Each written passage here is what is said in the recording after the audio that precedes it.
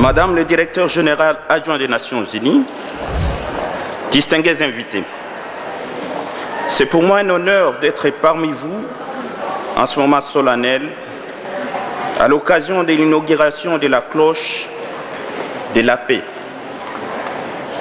Je salue l'initiative de la création de cette cloche consacrée à l'instauration de la paix à travers le monde.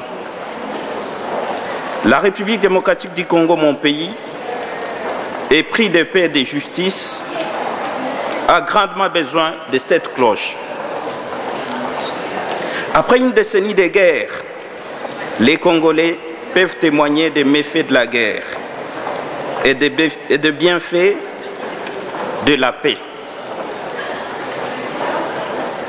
Cette initiative de Prince Claude Kaloumé Ouamoucadi d'Avignon rentre dans la ligne droite des Nations Unies.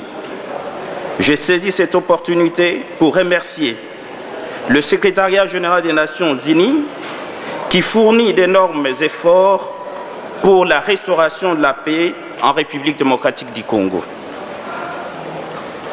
En République démocratique du Congo, après la guerre, la paix s'installe petit à petit, mais l'on assiste à une pauvreté indescriptible au sein de la population, qui, suite aux effets de la guerre, a développé, je vais bien dire, dans la population, le réflexe d'agressivité, des violences, voire même des cruautés.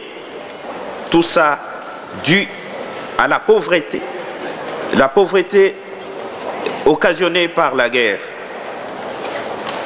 Dans la suite des efforts des Nations Unies, cette cloche doit retentir pour donner de l'espoir à cette population.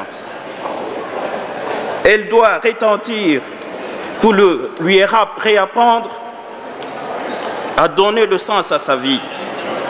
Elle doit retentir pour humaniser et instruire. Elle doit susciter des projets d'ordre social pour que les enfants soldats et les autres anciens combattants arrivent à remplacer les armes par la houe pour que les enfants soldats, les anciens combattants reviennent au champ parce qu'ils ont abandonné le champ à cause de la guerre. Il faut que cette cloche retentisse pour que les Congolais reprennent à vivre comme partout ailleurs. Enfin, avec le concours d'un chacun, et grâce à nous tous, il faut que cette cloche puisse nous permettre de créer des écoles, créer des centres de santé et mettre en place des projets agricoles. Je vous remercie.